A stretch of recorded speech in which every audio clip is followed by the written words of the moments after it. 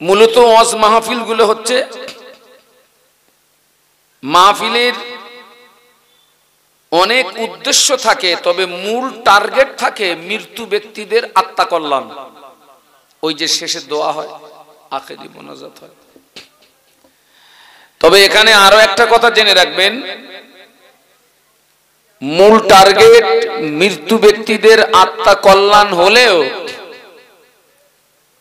ওয়াজ এবং নসিহত মূলত মৃত ব্যক্তিদের জন্য নয়। কথা শুনছেন নাকি? ওয়াজ এবং নসিহত মূলত মৃত ব্যক্তিদের জন্য নয়।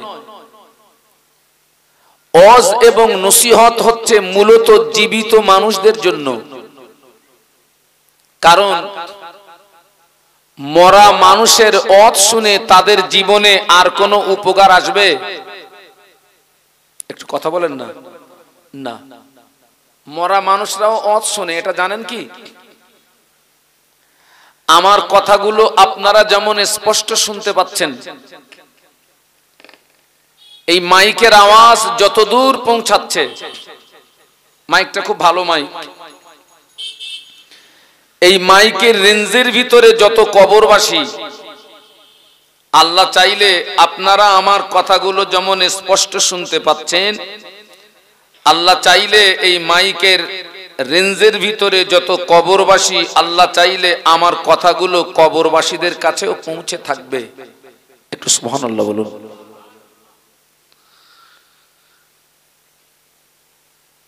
ইসলামের সর্বপ্রথম যুদ্ধ হচ্ছে বদরের যুদ্ধ।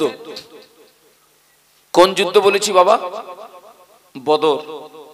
আর দ্বিতীয় যুদ্ধ হচ্ছে উহুদ। কোন যুদ্ধ বলেছি? উহুদ। ওই বদরের যুদ্ধে কাফেররা গোহারা হারলো। একটু সুবহানাল্লাহ বলবেন না? সেই হারের প্রতিশোধ নিতে গিয়ে বৎসরের ভিতরে ওরা দাদাগিরি দেখিয়ে মদিনার নিকটবর্তী উহুদ বলে একটি জায়গা, ওরা সেখানে আসলে দাদাগিরি ফলাতে। তো উহুদের যুদ্ধটা ছিল, আপনার বদরের যুদ্ধ ছিল একটা কঠিন যুদ্ধ। কেন? মনে করুন একটা ফ্যামিলিতে 5 জন, এই 5 জনের ভিতরে 3 জন ইসলাম গ্রহণ করেছে আর 3 জন ইসলাম করেনি, আর 2 জন ইসলাম গ্রহণ করেনি, ওরা মুশরিক কাফের, আর 3 জন হচ্ছে তাওহীদ পন্থী হয়ে গিয়েছে। সুবহানাল্লাহ বলুন। একই পরিবারের 2টো ভাগ হয়ে গেছে, একদল তাওহীদ পন্থী আর এক দল বলুন কাফের মুশরিক। এরাই এসছে বদরের ময়দানে। একদল এসছে তাওহীদ পন্থী জানারা, তানারা এসছেন দ্বীন ইসলামকে প্রতিষ্ঠিত করার জন্য। সুবহানাল্লাহ বলুন। আর কাফেররা এসছে দ্বীন ইসলামকে বলুন না ধ্বংস করার জন্য। বাবা, পৃথিবীতে যারাই দ্বীনের আলোকে ফু দিয়ে নেভানোর চেষ্টা করেছে, আল্লাহ পাক তাদের ফু তথা হাওয়াতে ইসলামের আলোকে আরো প্রস্ফুটিত করে দিয়েছেন। যদি বলা যাবে না? আরে ফু মানে কি? ফু মানে হাওয়া না? একবার ফু মেরে দেখেন কি বেরোয়? হাওয়া। একই হাওয়াতে আলোর জোর হয়, আবার একই হাওয়াতে আলো নিভে যায়। আপনি এখানে দৃষ্টান্ত কি খাড়া করবেন? একটা লম্ফ, এখন তো সব ইলেকট্রিক হয়ে গেছে, এখন ওরে টেমিও বলে, লম্ফ আপনার কি বলেন? লম্ফ। এখন তো লম্ফ আর পাওয়া যায় না। এখন একটা লম্ফ ধরিয়ে যদি ফু দেওয়া হয় কি হবে? নিভে যাবে। আর একই হাওয়া, যেটা হারকেল লাইট বলে তথা ডে লাইট বলে, আগে তো জেনারেটর টেনারেটর ছিল না, মাহফিল হতো কিসে? হারকেল লাইট জ্বালিয়ে। আমি নিজে মাহফিল করেছি বাঁশবাগে, বাঁশ গাছে হারকেল টাঙিয়ে, কালকের কথা। ওই ডে লাইট বলুন হারকেল লাইট বলুন, ওখানে কি করতে হয়? পাম্প মারতে হয় না? এখোকা পাম্প মানে কি? হাওয়া। ওখানে পাম্প মারলে কি হয়? আলো নিভে যায় না, জোর হয়? জোর হয়। পৃথিবীতে যারা ফু দিয়ে ইসলামের আলোকে নেভানোর চেষ্টা করেছিল, যেমন ফিরআউন, সে ফু দিয়ে ইসলামের আলোকে নেভানোর চেষ্টা করলো, তার হাওয়াতে ইসলামের আলো আল্লাহ আরো বেশি প্রস্ফুটিত করে দিলেন। যদি বলা যাবে না, মোহাব্বতের সঙ্গে বলুন। আবু জাহাল, আবু লাহাব, উতবা, সাইবা, এরা ফু দিয়ে দিনের আলোকে নেভানোর চেষ্টা করেছিল। ওরা যত ফু মেরেছে, ওদের হাওয়ায় ইসলামের আলোকে আল্লাহ আরো বেশি জ্যোতি করে দিয়েছেন। জোরে বলুন। তো বদরের যুদ্ধে একদল তৌহিদপন্থী আর একদল মুশরিক, ওরা এসছে দ্বীন ইসলামকে ধ্বংস করে দেবে। বদরের যুদ্ধে মুসলমানের সংখ্যা অনুপাতে কাফেরদের সংখ্যা কম ছিল না বেশি ছিল? অনেক বেশি। আল্লাহর নবী কেঁদে কেঁদে দোয়া করেছিলেন, আল্লাহ পাক বদরের যুদ্ধে তুমি মুসলমানদের বিজয়ী দান করো। বদরের যুদ্ধে মুসলমানরা যদি হেরে যায়, হয়তো ইসলাম এ পর্যন্তই সমাপ্ত হয়ে যাবে। আল্লাহ পাক বদরের যুদ্ধে মুসলমানদের তুমি বিজয়ী দিও। সুবহানাল্লাহ বলুন। আল্লাহ পাক বিশ্ব নবীর দোয়া কবুল করে বদরের যুদ্ধে মুসলমানদের বিজয়ী দান করেছিলেন। একটু মহব্বতে বলা যাবে না? আমি কোন কথা বলতে এই পর্যন্ত এসেছি বলুন তো? কবরবাসীরাও আমাদের আওয়াজ শুনতে পায়। দলিল দিচ্ছি। বদরের যুদ্ধ শেষ হলো, বহু কাফের নিহত হলো। আল্লাহর নবী সাহাবীদের বললেন, বাবা সাহাবীরা, ওই নিহত কাফেরদের লাশগুলোকে একটি জায়গায় হাজির করো। সাহাবীরা নিহত কাফেরদের লাশ একটি জায়গাতে হাজির করে। আল্লাহর নবী ওই নিহত কাফেরদের সামনে দাঁড়িয়ে কিছু কথা বলতে লাগলেন। সাহাবীরা জিজ্ঞাসা করলেন, ইয়া রাসূলুল্লাহ, ইয়া হাবিবাল্লাহ, হুজুর আপনি কাদের সঙ্গে কথা বলছেন? এরা তো সব মরা। এরা সব কি বলুন না, জোরে বলুন। আপনি কাদের সঙ্গে কথা বলছেন? এ তো সব মরা। আল্লাহ নবী বলেছিলেন, ও আমার সাহাবীরা, বাবারা, আমি রাসূলুল্লাহ, আমার কথাগুলো তোমরা যেমন স্পষ্ট শুনতে পাচ্ছ, আমি রাসূলুল্লাহর কথাগুলো ওই নিহত কাফেররাও তোমাদের মতো স্পষ্ট শুনতে পাচ্ছে।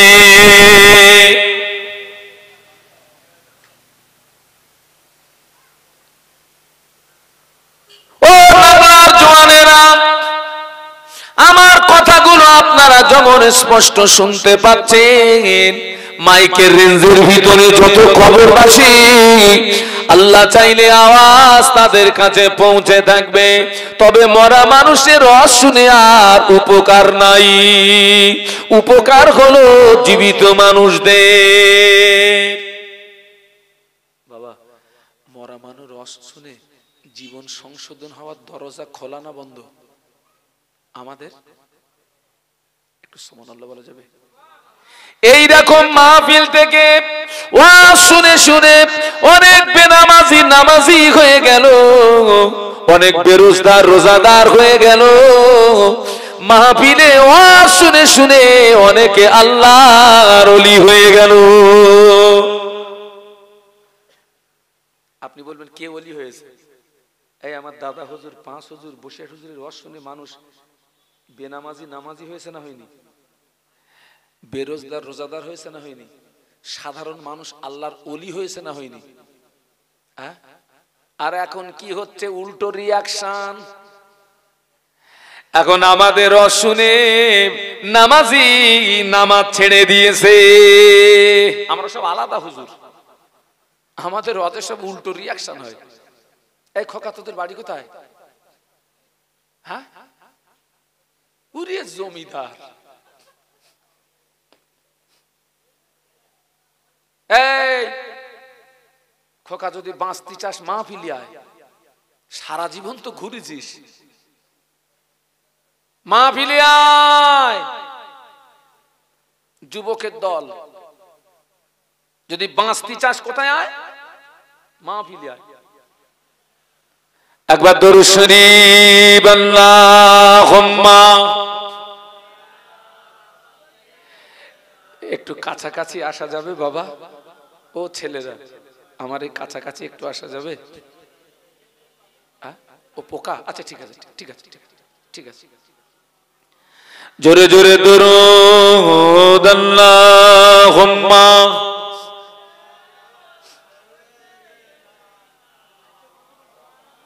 না না না, কিছু লাগবে না, শুধু একটা চিলিচি দিলে হবে, কিছু লাগবে না।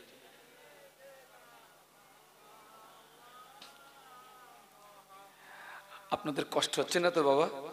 मेरे आंखों के पुतली में जलवा मोहम्मद का, बोलूं सल्लल्लाहु अलैहि वसल्लम। मेरे दिल के आईने में नक्शा है मोहम्मद का, बोलूं सल्लल्लाहु अलैहि वसल्लम। कोई जन्नत में जाएगा, कोई दोज़ख में पहुंचेगा, मदीने की तरफ दौड़ा दीवाना मोहम्मद का। अल्लाहुम्मा, पढ़ो बाबा, पढ़ो बाबा, सल्ले आला।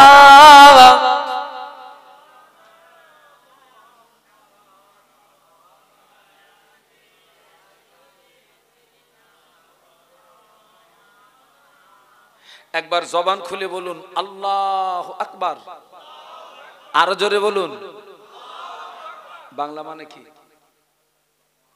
একজন বলতেছে হুজুর আপনার ওয়াজ শুনতে এসে মরিছি, এত খাটালি হয়, আমরা এত খাটবো কেন? আচ্ছা, এই যে আপনারা আল্লাহু আকবার বললেন, আপনাদের লাভ না লস? এই দেখুন কতটা লাভ, দেখুন। আহা, আল্লাহর ওলি রাস্তা দিয়ে হেঁটে যাচ্ছেন, আল্লাহর ওলিদের রুহানি কান আছে না নাই? জোরে জোরে বলুন। আল্লাহর ওলিদের রুহানি চোখ আছে না নাই? আল্লাহর ওলি রাস্তা দিয়ে হেঁটে যাচ্ছেন, পাশে একটা কবরস্থান, কবরস্থানের ভিতর দিয়ে কোরআন তেলাওয়াতের আওয়াজ শুনতে পাওয়া যায়। সুবহানাল্লাহ বলবেন না? কবরের ভিতর থেকে কোরআন তেলাওয়াতের আওয়াজ শুনতে পাওয়া যায়। আল্লাহর ওলি গুটি গুটি পায়ে কবরস্থানের পাশে দাঁড়িয়ে গেলেন। আহা, ও কান আমাদের আছে? হ্যাঁ, যারা চুপ করে আছেন মনে হয় আছে টাছে, চেক করবো বলো। আমি বলো সাংঘাতিক হুজুর। আল্লাহর ওলির কানে কোরআন তেলাওয়াতের আওয়াজ আসে, আল্লাহর ওলি গুটি গুটি পায়ে ওই কবরস্থানের পাশে দাঁড়িয়ে গেলেন। সারা রাত অতিবাহিত হয়ে যায়, কোরআন তেলাওয়াত বন্ধ হয় না। সুবহানাল্লাহ বলুন। শবে সাদেক যখন হয়ে গেল, ফজরের আযান হয়ে গেল, ওই সময় আল্লাহর ওলির জবান থেকে একবার বেরিয়ে গেল সুবহানাল্লাহ। কি বেরিয়ে গেছে? সুবহানাল্লাহ। কি বেরিয়ে গেছে?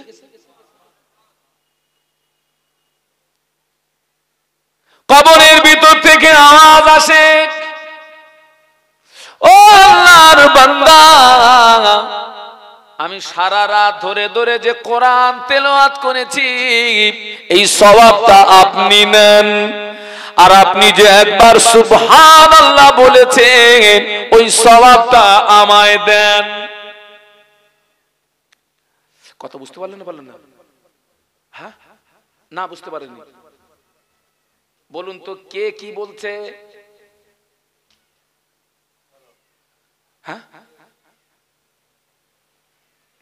কবরবাসী বলছে, ও আল্লাহর বান্দা, আমি সারা রাত ধরে যে কোরআন তেলাওয়াত করেছি এই সওয়াবটা আপনি নেন। আপনি যে জমিনে দাঁড়িয়ে দাঁড়িয়ে একবার সুবহানাল্লাহ বলেছেন ওই সওয়াবটা আমায় দেন। কথা বুঝতে পেরেছেন বাবাজি? কবরের ভিতরে শুয়ে যিনি কোরআন তেলাওয়াত করছেন উনি হলেন কোরআনের হাফেজ। সুবহানাল্লাহ বলুন।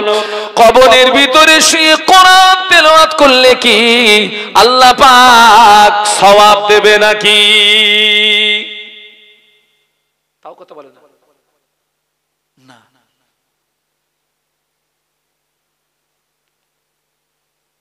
সওয়াব পাওয়া যায় না। যিনি সুবহানাল্লাহ বললেন, কবরবাসী বলেন, ও আল্লাহর বান্দা, আপনি একবার সুবহানাল্লাহ বলার কারণে আসমান জমিনের মাঝখানে যতটা ফাঁকা জায়গা আল্লাহ এতটা নেকি আল্লাহ আপনার নামায়ে আমলে দান করেছে। আরো জোরে বলুন। একবার আল্লাহ বললেন, লাভ কি?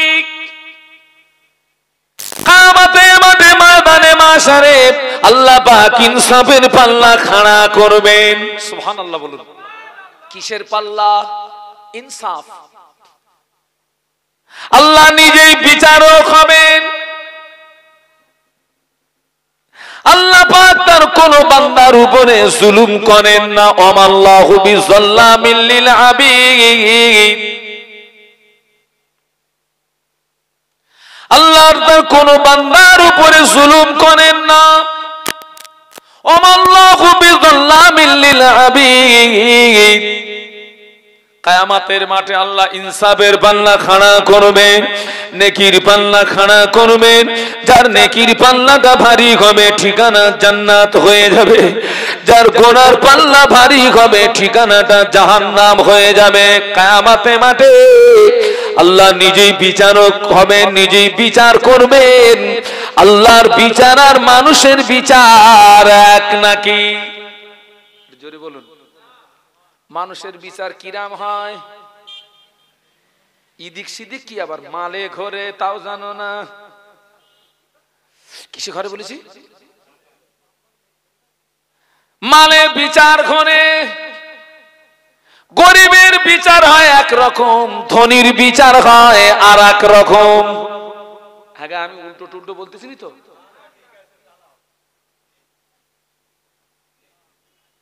দুনিয়ার বিচার, গরিবের বিচার একরকম, ধনীর বিচার আর এক রকম। একজন গরিব যদি অন্যায় করে মার ফরজ হয়, আর ধনী যদি অপরাধ করে ধামা চাপা দেওয়া হয়। ঠিক বলেছি না ভুল বলেছি? আমি বলি, খোকা তুই কতদিন ধামা চাপা দিবি? ও মাল বেরোবে না বেরোবে না। কথা বলো না কেন? কতদিন ধামা চাপা দিবি?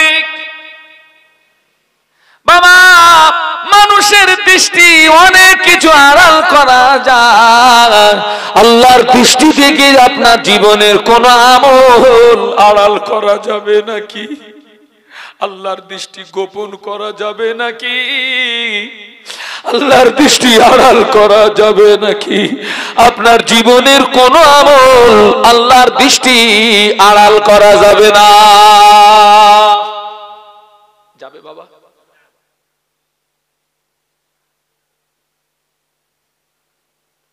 আমার জীবনে প্রথম মাহফিল করতে যাচ্ছি প্লেনে উঠে, জায়গাটা আহমেদাবাদ। কোথায় বলেছি? আহমেদাবাদ, গুজরাট। জীবনের প্রথম প্লেনে উঠে যাব, মনে আনন্দ খুব। নতুন জামা, নতুন পায়জামা, নতুন ব্যাগ, নতুন জুতো। প্লেনে উঠে যাব, কিন্তু প্লেনে যেতে গেলে যে এয়ারপোর্টের ভিতরে চেকিং হয় জানা ছিল না। এখানে প্লেনে ওটা কেউ লোক আছে? কই হাত তোলেন। হ্যাঁ, এখনকার চেক টেক হয়তো নাকি এমনি গেলি মাত্রর মধ্যে যায়। আমার বডি চেক হলো। ওই ছেলেরা যে ওই ব্যাডমিন্টন খেলেছিলাম, মেশিনটা ঠিক ওইরকম, একেবারে পাত থেকে মাথা পর্যন্ত দুই ঠ্যাঙের মাঝখানে ও চালাতে, ওরা বলো হুজুর মানে না,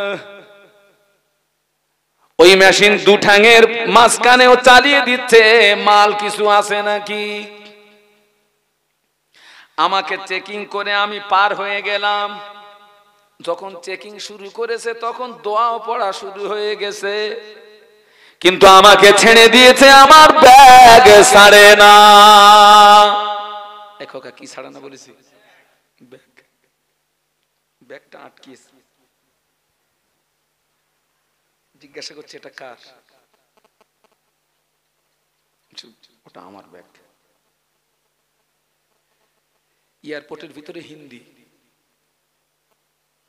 বাংলা বললে বাংলা বলবে, তবে দেখলাম সব হিন্দিতে কথা হচ্ছে। তা আমি একটু ভাই হিন্দি টিন্দি একটু কম টম জানি, মূর্খ লোক।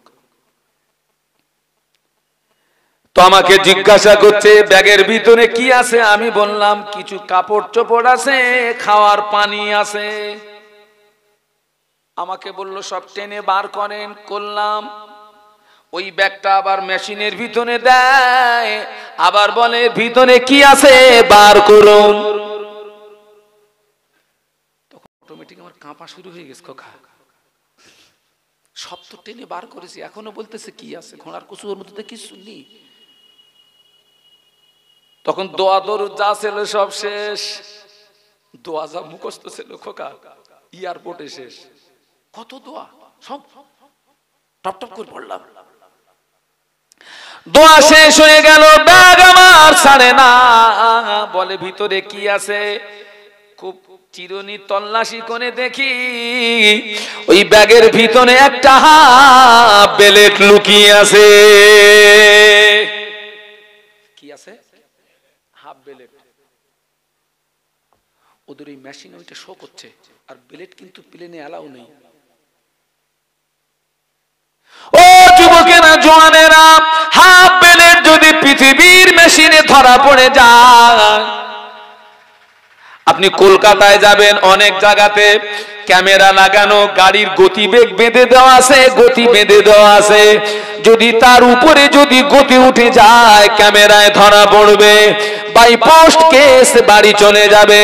রাত 1টা 2টো 3টে কেউ নাই, ক্যামেরায় ধরে ফেলবে।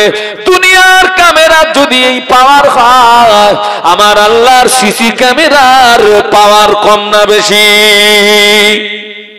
জোরে বলতে পারলেন না? আরো জোরে বলুন।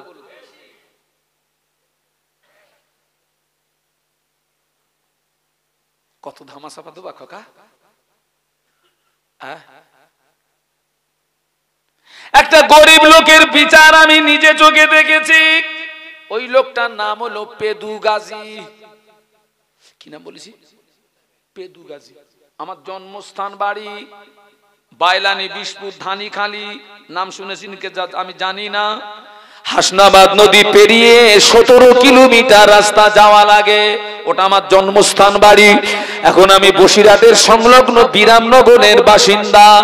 ওই পেদু গাজী গরিব মানুষ, ক্ষেতের পটল চুরি করতে গিয়েছে। পটল থলে নিয়ে যায়নি। লুঙ্গির আগা যদি ঘুরিয়ে এই জায়গায় বাঁধা হয় কি হয়? থলে হয়ে যায় না? ও ছিঁড়েছে আর কোঁচড়ে দিয়েছে। ওই অবস্থায় ওরে ধরেছে। আল্লাহকে সাক্ষী রেখে বলছি, একটা গরিব মানুষের বিচার দেখুন। আমি কোন কথা বলতে বলতে এই পর্যন্ত এসেছি? আল্লাহ বললে কি লাভ মনে নেই নাকি? ওইটাকে বোঝানোর জন্য একটু ঘুরিয়ে ঘুরিয়ে যাচ্ছে। পেদু গাজীকে ধরা হলো। বাবা পটল ছেঁড়া অবস্থায় ধরা হলো। তাকে নিয়ে মেন রোডের পাশে ইউক্যালিপটাসের কাছে তাকে বাঁধা হলো। গাছ মাঝখানে 2 হাত দিয়ে আর 2 পা দিয়ে বেঁধে দিয়েছে। দিয়ে আর ওই লাল পিঁপড়ের ঝাঁক কোদালে করে তুলে এনে ও সাইডে দিয়েছে। খোকা লাল পিঁপড়ের কামড় সহ্য করা যাবে? তারপরে কি করলো? কোচড়ের পটল গুলো একটা একটা করে বার করে ওকে গেলানো হলো। খা। আহা, গরিব মানুষ অভাবে তাড়নায় চুরি করে ফেলেছে বেচারা, শাস্তি দেখো। পটল গেলানো হলো, তারপরে মার শুরু হলো, এত মার মারলো, লোকটা মারা গেল। টোটাল পটল যদি বিক্রি করা হয় দাম কত হবে? কচড়ে কতটা পটল ধরে? নাই 10 কেজি হোক, এই জওয়ান এই যুবক 1 কোটি 1 কেজি পটল চুরি করার জন্য মেরে মেরে লোকটাকে মেরে দেওয়া হলো। শিক্ষিত শিক্ষিত বাবাজি, শিক্ষিত মানুষ ঠান্ডা ঘরের ভিতরে বসে বসে, এসি ঘরের ভিতরে বসে বসে কলমের খোসা জনগণের কোটি কোটি টাকা তসরুফ করে, ওখানে কি মার হয় নাকি? আপনার কথা বলেন না কেন? ডাইরেক্ট যত টাকা না মারা যায় তার থেকে বেশি মারা যায় কলমের। একবার কলমের খোঁচা মেরে দেবো, পুরো ট্রেন একদম ভর্তি করে দেবো, এত টাকা। বাস্তব বলছি না বাস্তব বলছি? এক খোঁচায় ট্রেন ভর্তি। ওখানে মার হয় না, শাস্তি হয় না, কারণ ও ধনী, ওর পিছনে ক্ষমতা আছে। আমি কি বাস্তব বলছি না বাস্তব বলছি বাবা? ধনীর বিচার একরকম, গরিবের বিচার আর এক রকম। আল্লাহ কিয়ামতের মাঠে নিজেই বিচারক হবেন, ইনসাফের পাল্লা খাড়া করবেন। আল্লাহ পাক তিনি কারো কোনো বান্দার উপরে জুলুম করেন না। একটু মহব্বতে সুবহানাল্লাহ বলা যাবে? একটু মহব্বতে বলা যাবে? এক বান্দার বিচার করে ওই ব্যক্তির ঠিকানা জাহান্নাম হয়ে গেছে, আল্লাহ বলে বান্দা যা জাহান্নামায় চলে যা। অর্ডার কার? আরো জোরে বলুন। এখানে কি বান্দার কোনো বক্তব্য থাকবে নাকি যে আল্লাহ তুমি আমাকে এই বিচারটা ঠিক করলে না, তুমি আমায় জাহান্নাম দিচ্ছ কেন? এরকম কোন মন্তব্য বান্দার আসবে নাকি? আরো জোরে বলুন। না বাবাজি, আল্লাহর সামনে কিয়ামতের মাঠে প্রতিটা বান্দাকে আলাদা আলাদা দাঁড়ানো লাগবে। আল্লাহু আকবার বলুন। কিয়ামতের মাঠে প্রত্যেককে আলাদা আলাদা তার রবের সামনে। আল্লাহু আকবার বলুন। ওই টলার নেতার সামনে যদি দাঁড়ানো হয়, ঠ্যাং কাঁপে না, কাঁপে না।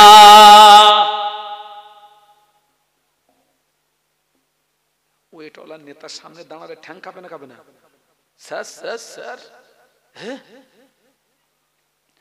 বান্দাকে আল্লাহ অর্ডার করেছে তো ঠিকানা জাহান্নাম। কার অর্ডার? এড়ানোর মতো কারোর কোনো ক্ষমতা আছে নাকি? অর্ডার হয়ে গেছে জাহান্নামায় যা। বান্দা কাঁদে, রোনাজারি করে, বান্দার কলিজাটা গলার কাছে চলে এসেছে। আল্লাহ আমায় জাহান্নামায় দিও না, জাহান্নামের আগুন সহ্য করতে পারবো না। আল্লাহ আমায় জাহান্নামায় দিও না, আল্লাহ আল্লাহ আমায় জাহান্নামায় দিও না, আল্লাহ জাহান্নামায় দিও না। বান্দা থরথর করে কাঁপে, চোখ দিয়ে টুপটাপ করে পানি গড়িয়ে যায়। আল্লাহ বলে বান্দা কাঁদিস না, ওই বান্দার একটা নেকি কম হয়ে গেছে, একটা নেকি কমের জন্য জাহান্নাম অর্ডার হয়ে গেল। আল্লাহ ওই বান্দার রোনাজারি দেখে, কাকুতি মিনতি দেখে আল্লাহ বলে বান্দা কাঁদিস না, তোর জীবনের এখনো একটা নেকি আমার কাছে মওজুদ আছে, ওই নেকিটা এখনো তোর নেকির পাল্লায় আমি চাপাই না। সুবহানাল্লাহ বলবেন না? আরো জোরে বলুন। এই বান্দা কাঁদিস নি, তোর জীবনের এখনো একটা নেকি আমার কাছে আছে, ওটা এখনো তোর নেকির পাল্লায় চাপাইনি আমি। নেকি কম হয়ে গেছে কটা? একটা নেকি কমের জন্য জাহান্নাম অর্ডার। আল্লাহ বলছে তুই কাঁদিস না, একটা এখনো আছে আমার কাছে, এখনো তোর নেকির পাল্লায় দিই না।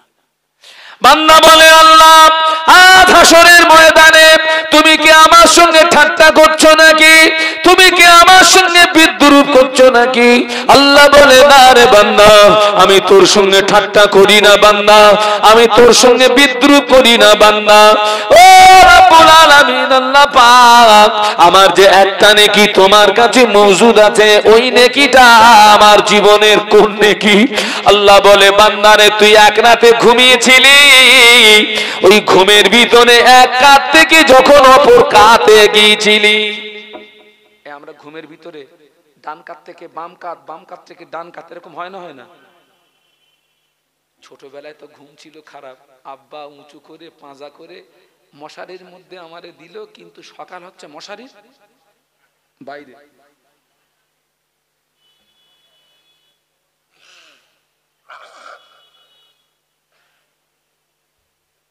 আল্লাহ বলে বান্দারে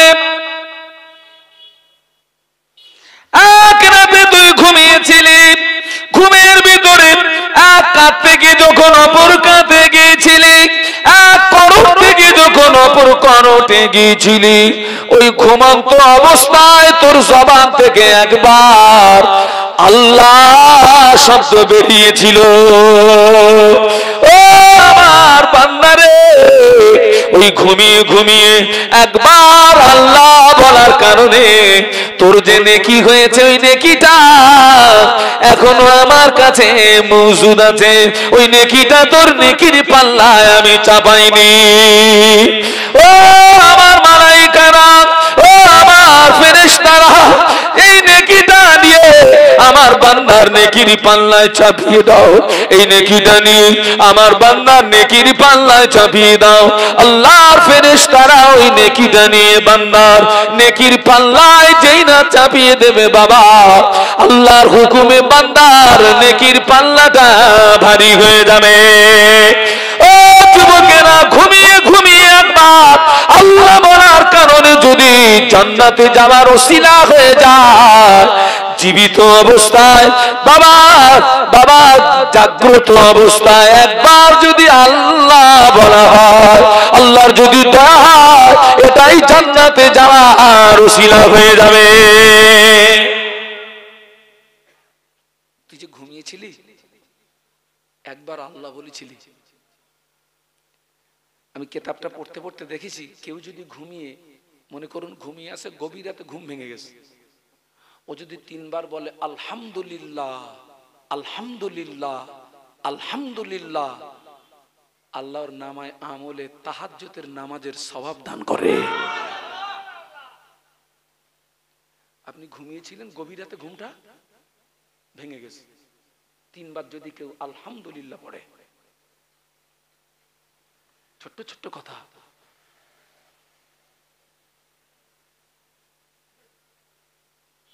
তাহলে আমরা জবান খুলে একটু বলি আল্লাহু আকবার, আরো মহব্বতের সঙ্গে বলুন আল্লাহু আকবার।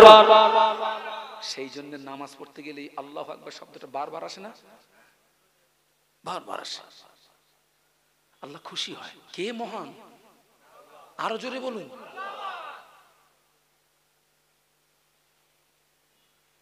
দরুদ শরীফ আল্লাহুম্মা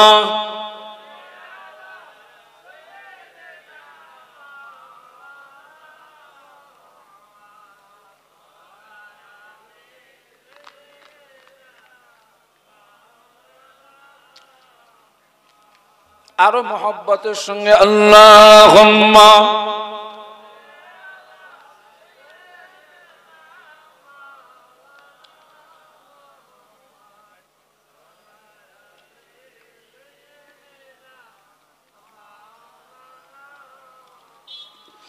पैगंबरों का रोज़ा दिखा दे खुदाया,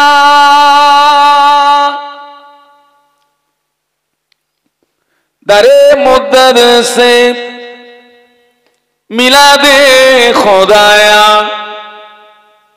शराबे मोहब्बत पिला दे खुदाया।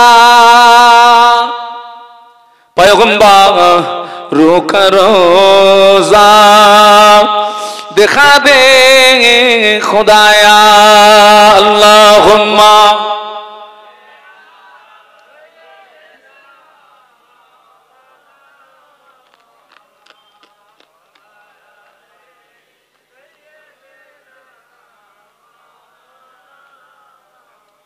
খুব সুন্দর লাগছে একটু কলেমার জিকির লা ইলাহা ইল্লাল্লাহ পড়ো বাবা জবান খুলে পড়ো লা ইলাহা ইল্লাল্লাহ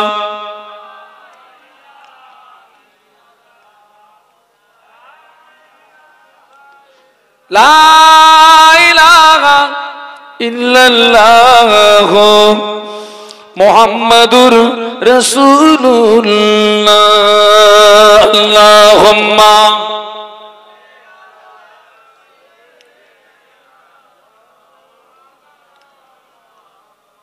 হ্যালো হ্যালো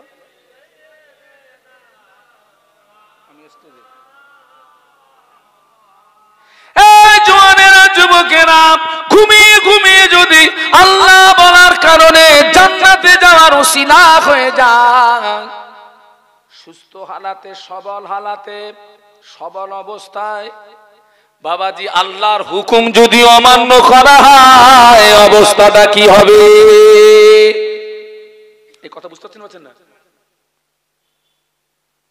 ঘুমিয়ে আল্লাহ বলে যদি জান্নাতে যাওয়ার ওসিলা হয়ে যায় সজ্ঞানে সুস্থ অবস্থায় আল্লাহর হুকুম যদি অমান্য করা হয় আল্লাহ ছেড়ে দেবে নাকি আজকে আমার সমাজে আমরা সুস্থ অবস্থায় আমরা সজ্ঞানে আল্লাহর হুকুম অমান্য করি না আরো জোরে বলুন আজকের মাহফিল হচ্ছে বাবা মাহফিল হচ্ছে হাজারো হাজারো মাহফিল হচ্ছে ওয়াজ কোনে কোনে আমার দাড়ির চুল পেকে গেল ওয়াজ করে কোনে রাত জেগে জেগে দাড়ির চুল পেকে গেল সমাজে ঘুরে ঘুরে দেখছি ওয়াজের গতি বাড়লো বাবা সমাজে আল্লাহর হুকুম অমান্য করার মানুষের সংখ্যা বেড়ে গেছে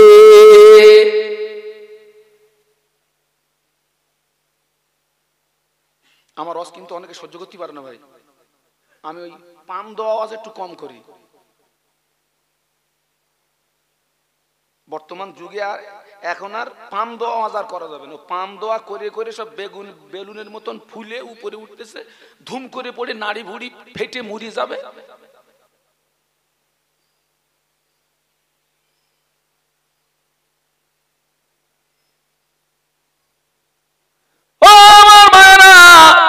খুলে বলুন নামাজ কার হুকুম আরো জোরে বলুন আজকের মাহফিল হচ্ছে কিন্তু খবর নিয়ে দেখছি অধিকাংশ জলসা কমিটির ছেলেরা নামাজ পড়ে না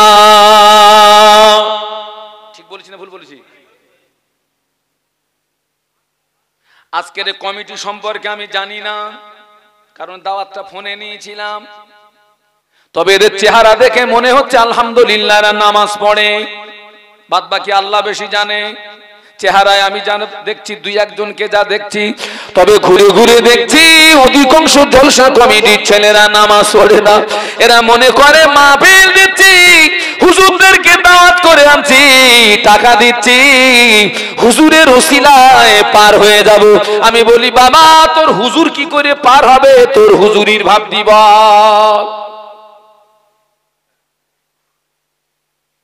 সাধারণ মানুষের বিচার হবে সহজ আলেমের বিচার হবে কঠিন কেননা গোদা বাংলায় একটা কথা আছে জেনে শুনে করে পাপ তার গোনাহ আলেম জানে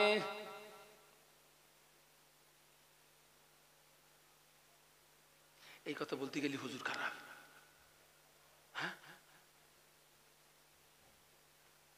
হ্যাঁ গা হক কথা বললি হুজুর খারাপ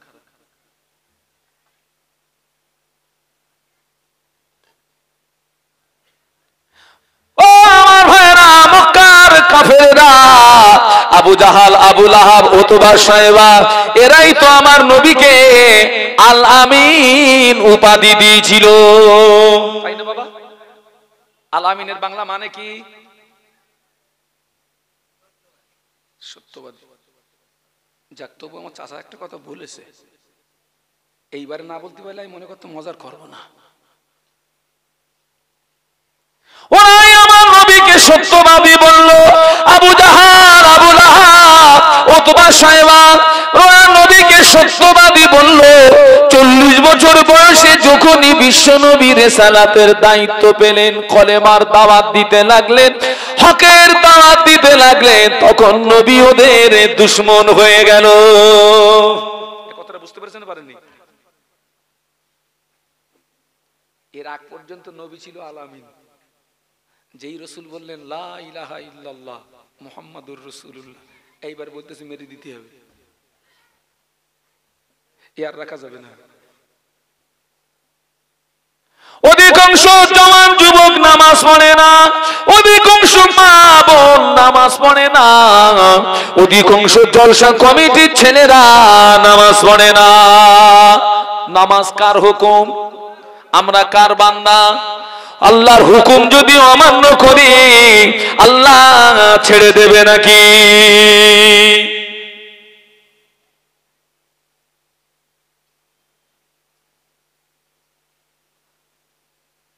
মাহফিল হচ্ছে প্রচুর ভাই। আমি খুব ছোটবেলা থেকে ওয়াজ করি।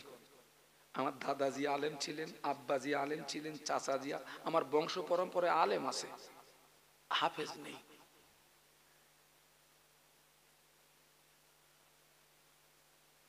আমার আব্বাজি তালবেলিমি করতাম, আমি আব্বাজির সঙ্গে মাহফিলে যেতাম, আর আব্বাজি একটু একটু সময় দিত, আমি ওয়াজ করতাম। আর আব্বাজি আমার জন্য দোয়া করতেন, আল্লাহ তোমাকে আলেম বানাবে। আম্মাজি দোয়া করতেন, আল্লাহ তোমাকে আলেম বানাবে। সে দুজনে কবরে চলে গেছে, আল্লাহ তাদের কবরকে জান্নাতের নূর দিয়ে গুলজার করে দেন। বলুন আল্লাহুম্মা, মহব্বতের সঙ্গে বলুন আল্লাহুম্মা।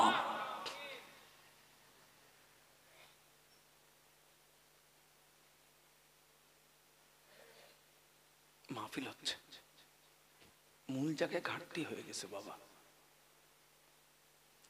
মাহফিল দিলে দিয়ে সওয়াব হয়, মাহফিল দিয়েও গুনাহ হয়। আপনি বলবেন হুজুর কথার জন্য উল্টো মতন লাগলো। বাবাজি মাহফিল দিয়ে সওয়াব হয়, মাহফিল দিয়ে গুনাহ হয়। ব্যাখ্যাটা নিয়ে নেন। অপচয়কারী কার ভাই? আরো জোরে বলুন। কোন কোন মাহফিলে গিয়ে দেখছি মাহফিলের যেটা মেন গেট, কি গেট বলেছি? Main gate. খবর নিয়ে বলি, খোকা কমিটিদের জিজ্ঞাসা করেছি, বাবা এই গেটের পিছনে কত টাকা লাগিয়েছে? বলে হুজুর 96,000। কত বলেছি? শুধু একটা গেটে। ও কি, ও সব হবে না গুনাহ হবে? জোরে বলুন। 1 টাকার দাম আছে না নেই? 1 টাকা না হলে 1 কোটি হতো না।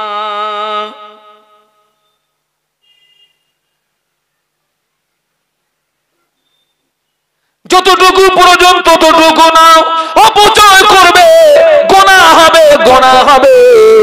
কিয়ামতের মাঠে হিসাব দেওয়া লাগবে। তুমি মনে করো না যে মাহফিল দিয়ে তালুক লাট করেছি।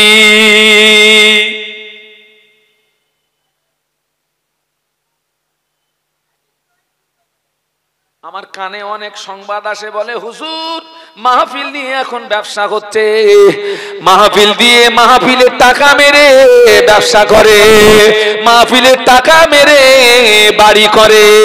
বলে হুজুর এবারে মাহফিল চালিয়ে 1,60,000 টাকা একা মেরেছে। কত মেরেছে? 1,60,000 মেরেছে একা। মাহফিল চালিয়ে এটা বাড়তি হয়েছে। ও হিসাব দিতে হবে না? হবে না? আর জোরে বলুন।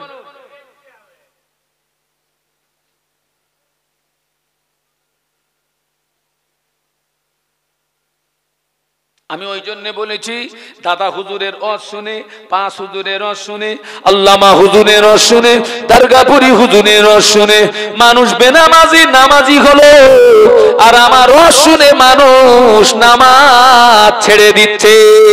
তার মানে হুজুরও ভালো না? তার মানে হুজুরে ভালো না। আমি আমার কথা বলতেছি ভাই, অন্য হুজুররা সব সাপ, নিজের দোষটা নিজে নেওয়া ভালো। আল্লাহ নবীর দরবারে একজন মহিলা তার বাচ্চাকে নিয়ে এসেছেন, একজন মহিলা তার বাচ্চাকে নিয়ে এসেছেন। আল্লাহ নবীকে বলে, ইয়া রাসূলুল্লাহ, আমার স্বামী নাই। হুজুর, আমার স্বামী নাই, এই বাচ্চাটা এত মিষ্টি খায়, এত মিষ্টি আমি যোগান দিতে পারি না। হুজুর, এই বাচ্চাটাকে বলুন মিষ্টি খাক, তা যেন একটু কম খায়। আল্লাহ নবী বললেন, মা, আপনার বাচ্চাকে নিয়ে আপনি ফিরে যান, এক সপ্তাহ পরে আমার কাছে আনবেন। এক সপ্তাহ পরে ওই মহিলা তার বাচ্চাকে নিয়ে আল্লাহ নবীর দরবারে আনলেন। আল্লাহ নবী বাচ্চাটাকে কোলের কাছে টেনে নিয়ে বললেন, বাবা, মিষ্টি খাও, তবে এত খেও না। হ্যাঁ, এই কথা তো নবী সেই দিনই বলে দিতে পারতেন। এই কথা বুঝতে পারছেন না? এক সপ্তাহ টাইম নিলেন কেন? আল্লাহ নবী নিজেই মিষ্টি খেতে পছন্দ করতেন। উনি বুঝলেন, আমি আল্লাহর নবী হলেও আমি যদি ওকে নিষেধ করি আমার কথা আসর হবে না। এই জন্য নবী এক সপ্তাহ টাইম নিয়ে নিজে আগে সামলিয়েছেন, নিজে আগে কন্ট্রোল করেছেন। বাচ্চাটাকে বুকের ধারে জড়িয়ে ধরে কথা বলার সঙ্গে সঙ্গে নবীর কথাটা তীরের মতো তার দিলে বেঁধে গেল। আরো জোরে বলুন, আরো জোরে বলুন সুবহানাল্লাহ। আর এখন আমরা সব ডিজিটাল হুজুর হয়ে গেছি বাবা। এখন আমরা ওয়াজ করে আসি, ক্যামেরা সঙ্গে করে আনতেছি। হুজুর ওয়াজ করবে, হুজুরের সঙ্গে ক্যামেরাম্যান, হুজুরের ওয়াজ তুলে ফটো করে ছাড়বে, আর ফটোর পাশে একটা করে মেয়ে লোকের ফটো। কিছু কিছু দাঁত জাল মার্কা বক্তা বেরিয়েছে দেখবেন, এদের জন্য আমাদের বদনাম হয়।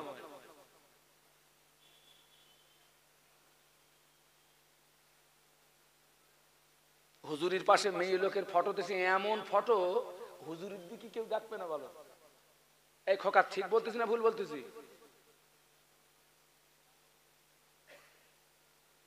ও সব হচ্ছে ওদের সব ভাড়া করা মাল।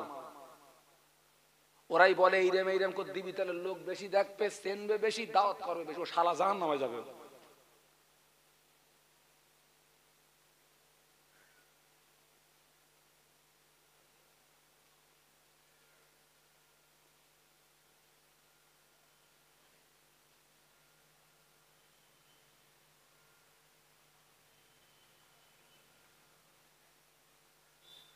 আমরাই শেষ করে ফেলেছি।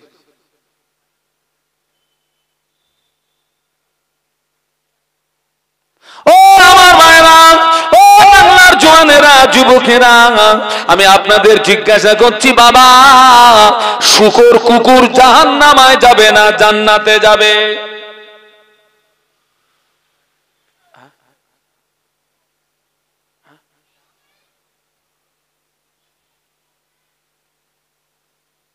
জাহান্নামে। একজন বলছে জাহান্নামে। আপনারা কি বলেন, উতি না গেলে ওইটাই যাবে? দুটো জায়গা ছাড়া তো কোনো জায়গা নেই, কোনোটাই যাবে না।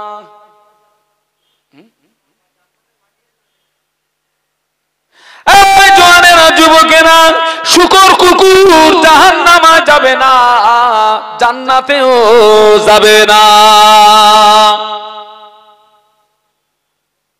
পৃথিবীতে নিকৃষ্ট প্রাণী শূকর কুকুর, আর পৃথিবীতে সৃষ্টির শ্রেষ্ঠ হলো, বলুন, লাকাদ খালাকনাল ইনসানা ফি আহসানি তাকওয়িম।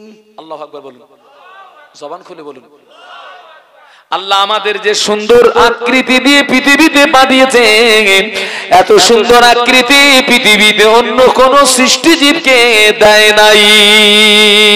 সুবহানাল্লাহ বলুন।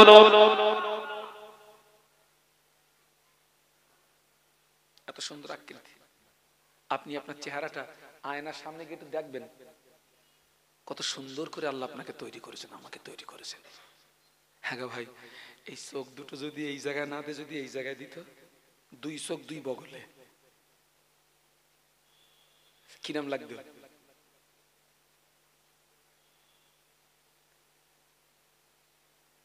আল্লাহর সৃষ্টি যদি হয় এত সুন্দর, না জানি আমার আল্লাহ তিনি কত সুন্দর।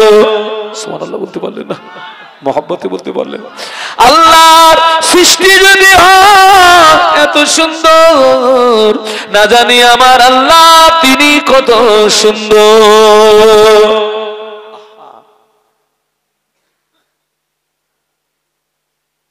ও আমার মায়েরা, আল্লাহ পাক কোরআন শরীফের ভিতরে বললেন, ওয়ালাকাদ জারানা লি জাহান্নামা কাসীরাম মিনাল জিন্নি ওয়াল ইনস লাহুম কুলুবুন লা ইয়াফকাহুনা বিহা ওয়া লাহুম আ'য়ুনুন লা ইবসিরুনা বিহা ওয়া লাহুম আযানুন লা ইয়াসমাউনা বিহা উলাইকা কালানাম বাল হুম আদাল উলাইকা হুমুল কাফিলুন। আল্লাহ বললেন অতি শীঘ্র জিন ইনসানদের ভিতর থেকে বিশাল একটি দল জাহান্নামায় যাবে। অতি শীঘ্র জিন ইনসানদের ভিতর থেকে বিশাল একটি দল জাহান্নামায় যাবে। কেন যাবে? আল্লাহ বললেন লাহুম কুলুবুন লা ইয়াফকাহুনা বিহা, আমি আল্লাহ তাদের বোঝার জন্য কলব দিয়েছি, অন্তঃকরণ দিয়েছি, ওরা বুঝিও না বোঝার ভান করে। আমি ওদের দেখার জন্য চোখ দিয়েছি, ওরা দেখে না দেখার ভান করে। আল্লাহ বললেন আমি ওদের শোনার জন্য কান দিয়েছি, ওরা শুনিও না শোনার ভান করে। আল্লাহ বললেন উলাইকা কালানাম, ওরা হলো চতুষ্পদ জানোয়ারের সমতুল্য। আল্লাহ ওই পর্যন্ত স্টপ করলেন না, পরেই বললেন বালহুমা দল, ওরা তার চেয়েও নিকৃষ্ট।